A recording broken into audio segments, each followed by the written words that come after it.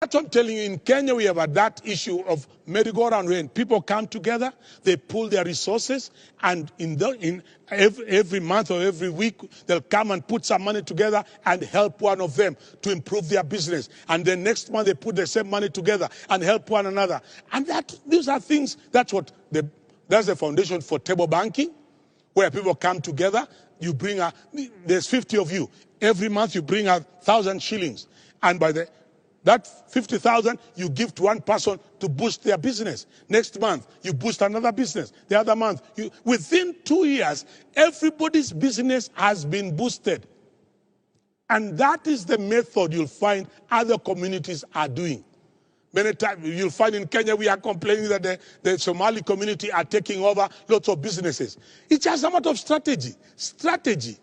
Because the rest of us, we are not strategic in our thinking. No, we are very political. Everything we look at, and we are more interested in politics of 2022 more than anything else. But the Somali community, whatever happens 2022, they know they shall either be number 2 or 3. Because they have strategized. But the rest of us, we have all our eggs in one basket. So we are looking at this man or this woman and all that. But look at the way they've come in, how they are taking business. And you may think, oh, they are stealing money. They are not. They are pooling resources. And then they open a business for one person.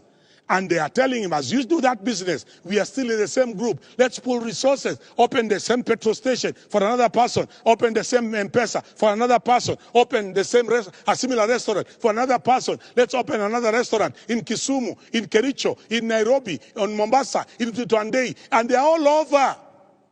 While the rest of us, we are thinking of more politics of succession, more than strategizing. Because we are looking for handouts from politicians. How have they benefited? Merry-go-round. So that's why you go, you find some of the best restaurants belong to that community now. And they are like newcomers in business, but they came thinking, what are the legitimate ways of making money? So they invest for one person. They invest and encourage. Someone made me laugh, and this is a true story.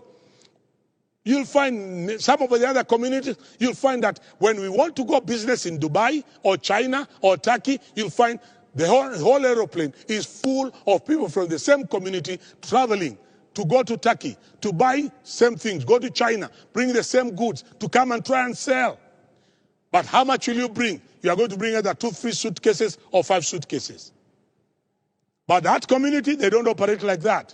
Instead of buying 25 air tickets, they buy only 1.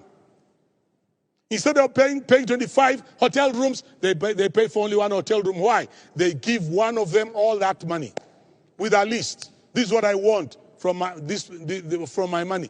And they work in integrity. And this is the important thing. When you're in a merry-go-round, you're in a chama, please work in integrity. Because some of us, if you sit in a chama with others and they give you their money, you change your telephone number. Shindwe.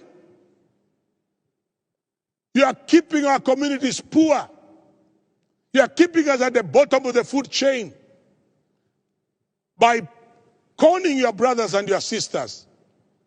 But look at other communities, whether it is the Asians, the Ismaili community, the Bohora community. You look at the way they do business, the Patels and the Shahs and the Somali community. They support one another in merry-go-rounds. They lend one another money because that's cheap money.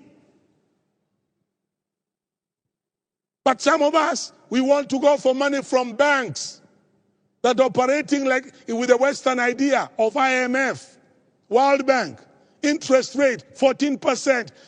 And you are struggling.